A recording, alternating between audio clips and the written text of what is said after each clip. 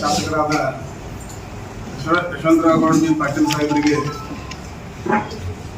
ಈಗೇನು ಮಂತ್ರಿಮಂಡಲ ಪುನರ್ರಚನೆಗೊಳ್ತದಲ್ಲ, ಆ ಮಂತ್ರಿಮಂಡಲದಲ್ಲಿ ನಮ್ಮ ಇಂಡಿ ಶಾಸಕರನ್ನ ಮಂತ್ರಿ ಮಾಡಬೇಕನ್ನುವ ಒಂದು ಆಗ್ರಹದಿಂದ ಈ ಪತ್ರಿಕಾಗೋಷ್ಠಿಯನ್ನು ಕರೆದಿದ್ದಾಗಿದೆ.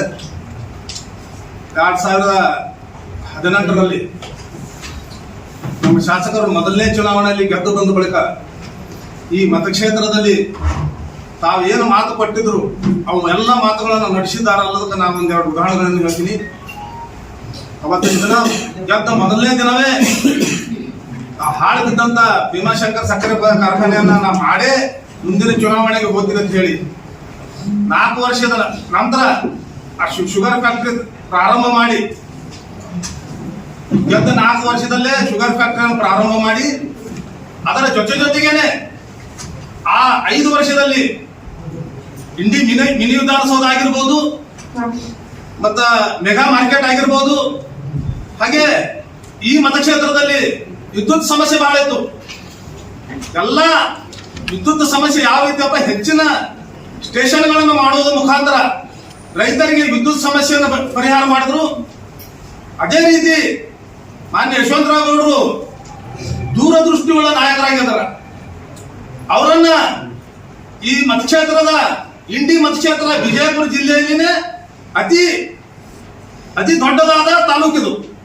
ಈ ಮತಕ್ಷೇತ್ರಕ್ಕ ಇಲ್ಲಿಯವರೆಗೂ ಅಂದ್ರೆ ಸ್ವತಂತ್ರ ಸಿಕ್ಕು ಇಲ್ಲಿವರೆಗೂ ಈ ಮತಕ್ಷೇತ್ರಕ್ಕ ಮಂತ್ರಿ ಸ್ಥಾನ ದೊರಕಿಲ್ಲ. ನಮ್ಮ ಬಿಜಾಪುರ ಜಿಲ್ಲೆಯಲ್ಲೇ ಎಲ್ಲ ಮತಕ್ಷೇತ್ರಗಳಿಗೆ ಯಾವುದೇ ಬೇರೆ ಪಕ್ಷದಿಂದ ಆಗಿರ್ಬೋದು ಮಂತ್ರಿ ಸ್ಥಾನ ಸಿಕ್ಕವ. ಆದ್ರ ನಮ್ದು ಅದ್ರ ಇದು ಹೆಂಗದಪ್ಪ ಅಂದ್ರ ನಮ್ಮ ಮತಕ್ಷೇತ್ರಕ್ಕ ಇಲ್ಲಿವರೆಗಾದ್ರೂ ನಮ್ಮ ಮತಕ್ಷೇತ್ರಕ್ಕ ಮಂತ್ರಿ ಸ್ಥಾನ ಕೊಟ್ಟಿಲ್ಲ.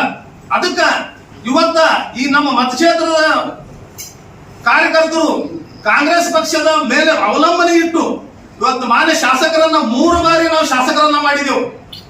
ಇವತ್ತಿನ ದಿನ ಕಾಂಗ್ರೆಸ್ ಪಕ್ಷದ ವರಿಷ್ಠರನ್ನ ಏನ್ ಆಗ್ರಹ ಮಾಡ್ಲಿಕ್ಕೆ ಇಷ್ಟಪಡ್ತೀನಪ್ಪ ಅಂದ್ರ, ಒಬ್ಬ ಒಳ್ಳೆ ನಿಷ್ಠಾವಂತ ಕಾರ್ಯಕರ್ತರ ಮನೆಯಿಂದ ಒಂದು ಈ ಕಾಂಗ್ರೆಸ್ ಕುಟುಂಬದಿಂದ ಬಂದಂತ ಮಾನ್ಯ ಶಾಸಕರಾದ ಯಶವಂತರಾವ್ ಗೌಡ ಪಾಟೀಲ್ರನ್ನ ಈ ರಾಜ್ಯದಲ್ಲಿ ಮಂತ್ರಿ ಸ್ಥಾನ ನೀಡಬೇಕಂತ ಹೇಳಿ ಆಗ್ರಹ ಮಾಡಿ ನಿಮ್ಗೊಂದು ಉದಾಹರಣೆ ಹೇಳ್ತೀನಿ.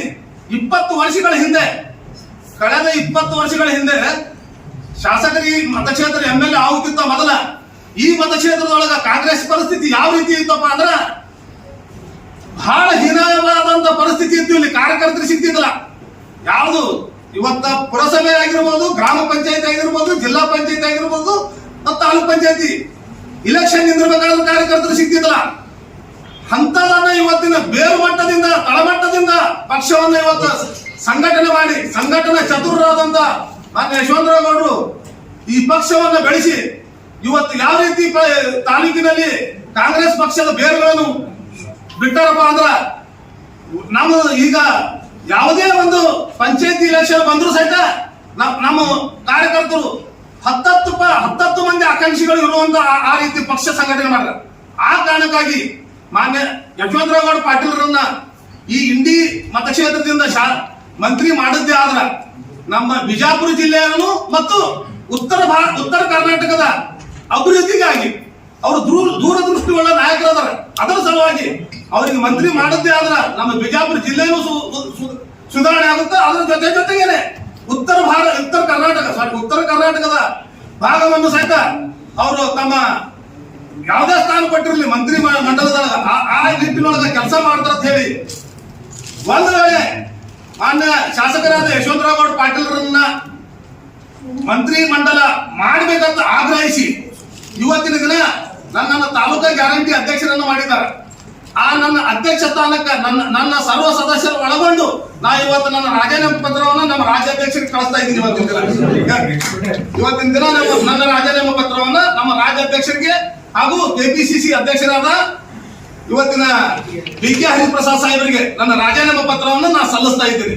ಅವರನ್ನ ಮಾನ್ಯ ಶಾಸಕರನ್ನ ಇದೇ ರೀತಿ ನಾ ಇವತ್ತು ನನ್ನ ಗ್ಯಾರಂಟಿ ತಾಲೂಕು ಅಧ್ಯಕ್ಷ ಸ್ಥಾನಕ್ಕೆ ರಾಜೀನಾಮೆ ಸಲ್ಲಿಸ್ತಾ ಇದ್ದೀನಿ. ಮುಂದಿನ ದಿನಮಾನದೊಳಗ ಎಲ್ಲ ಏನ್ ನಮ್ಮಲ್ಲಿ ಸರ್ಕಾರದಿಂದ ನಾಮಿನೇಟ್ ಆಗಿರ್ಬೋದು ಮತ್ತು ಪಕ್ಷದಿಂದ ಇದು ಪಕ್ಷದಿಂದ ಪದಗ್ರಹಣ ಹೊಂದಿದಂತವರು ಎಲ್ಲರೂ ರಾಜೀನಾಮೆ ಸಾಮೂಹಿಕವಾಗಿ ಈ ಇಂಡಿ ಮತಕ್ಷೇತ್ರದಲ್ಲಿ ನಡೀತದೆ ಅಂತ ಹೇಳಿಕಿಸಿದ್ರ ನಾ ಈಗ ಎಚ್ಚರಿಕೆ ಗಂಟೆ ನಮ್ಮ ಶಾಸಕರಿಗೆ ನಿಮ್ಮ ಮುಂದಿನ ದಿನಮಾನದಲ್ಲಿ ನಾವು ಮಂತ್ರಿ ಮಾಡ್ತೇವೆ ಅಂತ ಹೇಳಿ ಆಶ್ವಾಸನೆ ಪಟ್ಟಿದ್ರು. ಆ ಆಶ್ವಾಸನೆ ಪಟ್ಟವರು ನಮ್ಗೆಲ್ಲರಿಗೂ ನಮ್ಮ ಶಾಸಕರಿಗೆ ಎಲ್ಲರಿಗೂ ಬರ್ತದ. ಅವ್ರು ಮಾಡದೇ ಇದ್ರ ಈ ಸಾಮೂಹಿಕ ರಾಜೀನಾಮೆ ಪರ್ವ ಈ ತಾಲೂಕಿನಲ್ಲಿ ನಡೀತಾ ಅಂತ ಹೇಳಿಕಿಸಿದ್ರ ಆದ್ರೆ ಸಾಮೂಹಿಕ ರಾಜೀನಾಮೆ ನಾವು ನೀಡಿ ಅವ್ರ ಪಕ್ಷದ ಕಾರ್ಯಕರ್ತರಾಗಿ ನಾವು ಉಳಿತೇವೆ ಅಂತ ಹೇಳಿಕಿಸಿ ನನ್ನ ಮಾತು.